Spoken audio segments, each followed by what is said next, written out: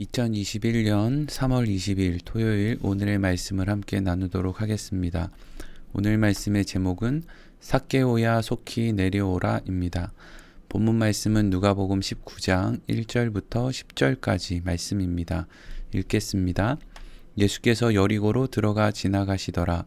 삭개오라 이름하는 자가 있으니 세리장이요 또한 부자라. 그가 예수께서 어떠한 사람인가 하여 보고자 하되 키가 작고 사람이 많아 할 수 없어 앞으로 달려가서 보기 위하여 돌 무화과 나무에 올라가니 이는 예수께서 그리로 지나가시게 되밀어라.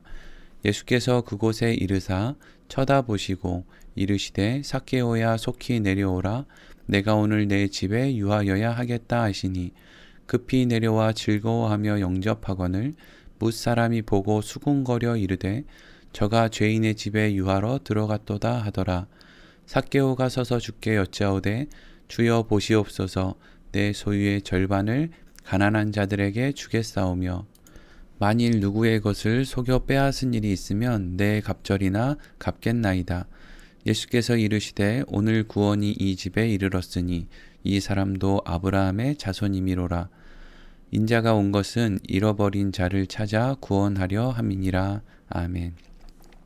오늘과 다음 시간은 우리가 잘 알고 있는 세리장 삭개오가 예수님을 만나게 되는 내용의 말씀을 함께 나누도록 하겠습니다. 우리는 이미 예수님을 만난 세리장 삭개오라고 하는 사람의 이야기를 들어본 일이 있습니다. 예수님께서 여리고에서 세리장의 역할을 하고 있었던 삭개오를 만나게 되는 내용의 말씀은 교회에서 어린이, 청소년, 장년 설교에서 많은 부분 인용되는 말씀이기 때문입니다. 아마 교회를 조금 다녀본 사람들은 삭개오라는 사람의 이름과 그가 키가 작은 사람이었다라는 정도의 내용은 이미 알고 있을 것입니다. 그런데 우리가 삭개오에 대한 말씀을 들을 때 쉽게 오해하게 되는 부분이 있는데 그것은 당시 세리장이었던 삭개오가 예수님을 만나고 예수님께서 삭개오의 집에 구원을 선포하시게 되는 이유가 그가 예수님을 보기 위해서 돌 무화과 나무 위에 올라가는 종교적인 열심을 행했기 때문이라고 생각하는 것입니다. 여러분, 그렇게 생각하는 것은 오해입니다. 잘못 생각하고 있다는 것이죠. 이 부분을 우리는 잘 생각해야 합니다. 예수님은 정말 삭개오가 돌 무화과 나무 위에 올라갔기 때문에 그를 만나 주셨고 그의 집에 구원을 선포해 주신 것이겠습니까? 오늘 본문에 삭개오에 대한 기록이 있기 전에 바로 앞에 있는 누가복음 18장에는 예수님을 찾은 관리에 대한 기록이 있습니다. 여러분 한번 생각해 보십시오. 당시 세리장이었던 삭개오가 그저 돌 무화과 나무 위에 올라가서 예수님의 모습을 멀리서라도 보고자 했던 것과 사람들의 눈을 의식하지 않고 예수님을 직접 찾았던 관리 중에 종교적인 열심을 따지면 누가 더 종교적인 열심이 있다고 생각할 수 있겠습니까? 그것은 당연히 사람들의 눈을 의식하지 않고 예수님을 직접 찾아갔던 관리가 더 종교적인 열심을 가지고 있다라고 생각할 수 있습니다.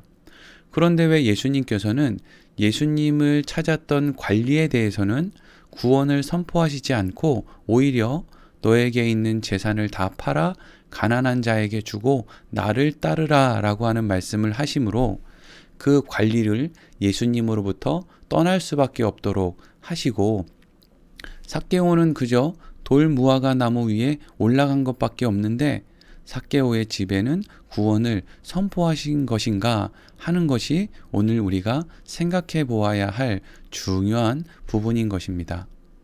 이러한 생각을 가지고 오늘 본문의 말씀을 살펴보도록 하겠습니다. 오늘 본문 1절에서 4절까지 말씀입니다. 예수께서 여리고로 들어가 지나가시더라. 삭개오라 이름하는 자가 있으니 세리장이요 또한 부자라. 그가 예수께서 어떠한 사람인가 하여 보고자 하되 키가 작고 사람이 많아 할 수 없어 앞으로 달려가서 보기 위하여 돌 무화과 나무에 올라가니 이는 예수께서 그리로 지나가시게 되밀어라. 아멘. 예수님께서는 예루살렘을 향해 가는 길이었습니다. 예수님께서 예루살렘을 향해 가시는 이유는 이제 공생의 기간이 끝나고 십자가에서 죽으실 때가 다 되었기 때문이었습니다. 그런데 예수님께서 십자가에서 죽으시기 위해 예루살렘으로 가는 길에 여리고성을 찾으셨습니다. 예수님께서는 예루살렘으로 가는 길에 우연히 여리고성을 지나가게 되는 것일까요? 아니면 특별한 목적이 있어서 여리고성을 찾으신 것일까요? 이 질문에 대한 답도 오늘 말씀을 통해서 이후에 생각해 보도록 하겠습니다. 그런데 성경은 여리고성에 살고 있었던 수많은 사람들 가운데 누구를 등장시키고 있습니까?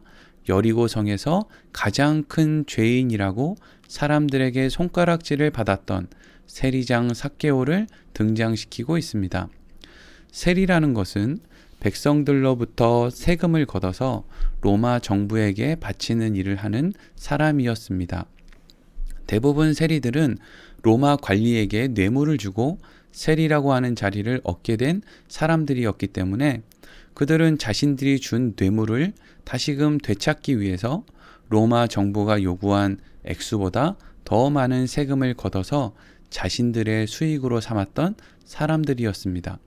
그러니 백성들은 민족의 배반자로 세리들을 여겼고 죄인 중에 죄인이라고 생각했습니다. 그런데 삭개오는 그러한 세리들 가운데에서 세리장의 역할을 하고 있었으니 사람들로부터 얼마나 많은 비난을 받았을지 우리는 쉽게 짐작해 볼 수 있습니다. 그런데 놀라운 것은 세리장이었던 삭개오가 예수님을 보고자 하는 마음이 있었다는 것입니다. 그래서 당시 키가 작아 무리 가운데 둘러싸여 있는 예수님을 볼 수 없었던 삭개오는 어떻게 행동을 합니까?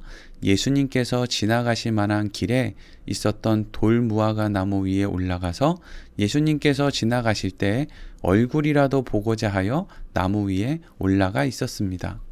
그런데 이후 어떤 일이 일어나게 됩니까? 오늘 5절 말씀입니다. 예수께서 그곳에 이르사 쳐다보시고 이르시되 삭개오야 속히 내려오라 내가 오늘 내 집에 유하여야 하겠다 하시니 아멘. 예수님께서는 삭개오가 올라가 있는 돌무화과 나무를 그냥 지나치시지 않고 돌무화과 나무 아래로 가셔서 삭개오를 향하여 삭개오야 속히 내려오라 내가 오늘 내 집에 유하여야 하겠다라고 말씀하셨습니다. 예수님께서는 이미 삭개오가 그곳에 있다는 것도 알고 계셨고 누가 가르쳐 주지도 않은 삭개오의 이름까지도 알고 계셨습니다. 그리고 삭개오가 어떠한 말도 어떠한 행동도 하지 않았는데 그의 집에 유하여야 하겠다라고 말씀을 하셨습니다. 그런데 예수님께서 삭개오의 집에 유하여야 하겠다라고 하는 말씀이 참으로 놀라운 것은 이때 예수님께서 삭개오의 집에 유하여야 하겠다라고 하는 말씀은 단순히 하룻밤 너희 집에서 신세를 지겠다라고 말씀하신 것이 아니라 내가 너희 집에 영원히 머물러야 하겠다라는 말씀이었기 때문이었습니다. 우리는 이러한 내용의 기록을 통해서 예수님께서 우연이 아닌 일부러 여리고성을 찾았고 여리고성의 세리장이었던 삭개오를 일부러 만나기 위해서 찾아가셨다라는 것을 알 수 있게 되는 것입니다. 그렇다면 예수님께서는 왜 하필 여리고성에 있는 세리장이었던 삭개오를 찾아가셨고 그의 집에 영원히 머물겠다라고 말씀을 하신 것이겠습니까? 우리는 삭개오가 예수님께 한 이러한 말씀을 통해서 그 이유를 알 수 있게 됩니다. 오늘 8절의 말씀입니다. 삭개오가 서서 주께 여짜오되 주여 보시옵소서 내 소유의 절반을 가난한 자들에게 주겠사오며 만일 누구의 것을 속여 빼앗은 일이 있으면 내 갑절이나 갚겠나이다. 아멘. 삭개오는 자신의 집에 유하여야 하겠다는 예수님의 말씀을 듣고 기뻐하며 예수님을 자신의 집으로 인도했습니다. 그리고 자신의 집에 오신 예수님을 향해 이러한 말을 합니다. 예수님, 제 소유의 절반을 가난한 자들에게 나누어 주겠습니다. 그리고 제가 만일 누구의 것을 속여 빼앗은 일이 있으면 내 갑절로 갚아주겠습니다. 라고 말했습니다. 삭개오는 예수님께서 어떠한 말씀도 하시지 않았는데 놀라운 말을 한 것입니다. 그런데 지금 삭개오가 예수님께 한 말은 잘 생각해 보면 참으로 이상하다는 것을 알 수 있습니다. 여러분, 만일 삭개오가 자신의 재산의 절반을 가난한 사람에게 주겠습니다 라고만 말했다면 그것은 사실 조금도 이상할 것이 없습니다. 그런데 삭개오는 먼저 자신의 재산의 절반을 가난한 사람들에게 주겠습니다 라고 말한 이후에 곧바로 누구의 것을 속여 빼앗은 일이 있으면 4배로 갚아주겠습니다 라고 말을 합니다. 여러분, 세리는 어떻게 돈을 버는 사람입니까? 다른 사람을 속여야만, 그래서 그것을 빼앗아야만 그것으로 자신의 수익을 삼을 수 있었던 사람입니다. 그런데 어떻게 다른 사람의 것을 속여 빼앗는 것이 있으면 4배로 갚아줄 수 있겠습니까? 삭개오가 만일 그러한 일을 할 마음이 있어도 자신이 가지고 있었던 재산보다 사실 이것은 더 많은 돈이 필요한 일이기 때문에 불가능한 일이었습니다. 그런데 분명 삭개오는 지금 예수님께 거짓말을 하고 있는 것이 아니었을 것입니다. 왜냐하면 예수님께서는 삭개오의 이 말을 듣고 이 집에 구원이 임했고 삭개오도 아브라함의 자손이다 라고 말씀해 주셨기 때문입니다. 그렇다면 이러한 삭개오의 말을 우리는 어떻게 받아들여야 되겠습니까? 이것을 푸는 열쇠가 누가복음 3장에 기록되어 있습니다. 누가복음 3장에 보면 세례 요한을 찾았던 사람들 가운데 세리들이 있었다라는 기록이 있습니다. 당시 세례 요한을 찾았던, 그래서 세례를 받고자 했던 사람들 가운데 이 세리들은 세례 요한을 향해서 앞으로 자신들이 세례를 받은 이후 어떻게 살아야 할지를 묻습니다. 그래서 세례 요한이 그것에 대해서 이러한 말을 해주는 말씀이 누가복음 3장 12절에서 13절까지 말씀입니다. 제가 읽겠습니다. 세리들도 세례를 받고자 하여 와서 이르되 선생이여 우리는 무엇을 하리이까 하매 이르되 부과된 것 외에는 거두지 말라 하고 아멘. 세례 요한에게 세례를 받았던 세리들에게 세례 요한은 앞으로는 부과된 것 외에는 거두지 말라라고 하는 말을 해주었습니다. 우리는 삭개오가 예수님을 만나고 싶어서 그러한 마음이 이미 있어서 돌 무화과 나무 위에 올라갔다는 것과 예수님께 자신의 재산 절반을 가난한 사람에게 주고 속여 빼앗은 것이 있으면 4배로 갚아주겠다라는 말을 통해서 삭개오가 세례 요한의 세례를 받았던 세리였음을 짐작해 볼 수 있습니다. 그래서 이미 세례 요한의 말과 같이 누군가에게 속여 빼앗는 행동을 하지 않은, 그래서 이전에 속여 빼앗은 것이 있으면 그것은 이미 해결하고 그 이후로는 세례 요한의 세례를 받은 이후로는 부과된 것 이외에는 거두지 않았던 삶을 살았기 때문에 삭개오가 그러한 말을 할 수 있었을 것이다 라고 우리가 생각해 볼 수 있는 것입니다.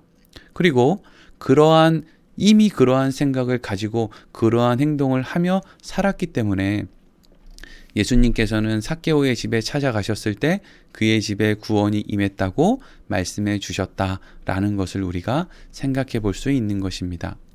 다음 시간에는 오늘 말씀에 이어서 예수님께서 왜 삭개오를 찾아가실 수밖에 없었는지에 대해서 조금 더 구체적으로 생각해 보도록 하겠습니다.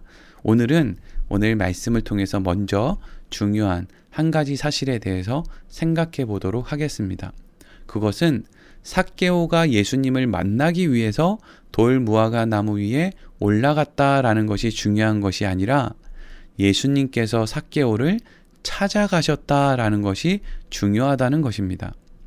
예수님은 삭개오가 돌 무화과 나무 위가 아닌 그의 집에 있었더라도 예수님은 그를 찾아가셨을 것입니다. 사람들은 사람이 신을 만나기 위해서는 종교적인 열심을 다해야 한다고 쉽게 생각을 합니다. 그래서 수백 번 절을 하거나 오랜 시간 기도를 하거나 금식을 하거나 희생과 헌신을 다해야 우리가 신을 만날 수 있다고 생각을 하는 것입니다. 그런데 여러분, 생각해 보십시오. 성경은 우리에게 그렇게 말하고 있지 않습니다. 하나님이 아브라함을 언제 찾으셨습니까? 하나님이 이삭을, 하나님이 야곱을, 하나님이 요셉을 언제 찾으셨습니까? 언제 아브라함이 하나님께 종교적인 열심을 다해서 하나님이 아브라함을 만나 주셨습니까? 성경은 우리가 종교적인 열심을 다할 때 하나님을 만나게 된다고 말하지 않습니다. 성경은 하나님께서 아무것도 하지 않는, 심지어 여전히 죄인인 상태로 살아가고 있는 우리들에게 먼저 찾아와 주셨다라고 말하고 있는 것입니다. 삭개오가 세례 요한에게 세례를 받고자 하는 마음이 생겨서 그를 찾아갔을 때, 세례 요한의 말을 듣고 더 이상 부과된 것 외에는 백성들에게 더 많은 것을 구하지 않는 삶을 살게 되었을 때, 성경은 그것이 바로 하나님께서 삭개오를 찾아가셨기 때문에 가능한 일이라고 말하고 있다는 것입니다. 우리는 내가 무엇을 잘해서 하나님이 나를 찾아오신 것이 아니라는 사실을 늘 잊지 말아야 합니다. 하나님은 우리가 죄인 되었을 때 우리를 찾아오시고 우리의 아버지가 되어주신 분이십니다. 그렇기 때문에 우리가 무엇을 잘하면 그 관계가 유지되고 무엇을 잘못하면 그 관계가 깨어지는 것이 아니라는 것을 성경은 우리에게 늘 말하고 있다는 것이죠. 사랑하는 성도 여러분, 이 땅의 그리스도인들이 자유와 평강을 가지고 살 수 있는 근거가 있다면 그것은 우리가 죄인 되었을 때 하나님께서 우리를 먼저 찾아와 주셨기 때문이다 라는 것이 바로 그 근거일 것입니다. 오늘 하루를 살아갈 때에도 그 하나님이 나를 먼저 찾아오셨다라는 그 중요한 말씀 안에서 자유와 평강, 하나님 앞에 누릴 수 있는 하나님의 자녀로서의 여유, 그 모든 것을 우리 안에 갖게 되기를 간절히 축원합니다. 오늘 말씀을 마치도록 하겠습니다.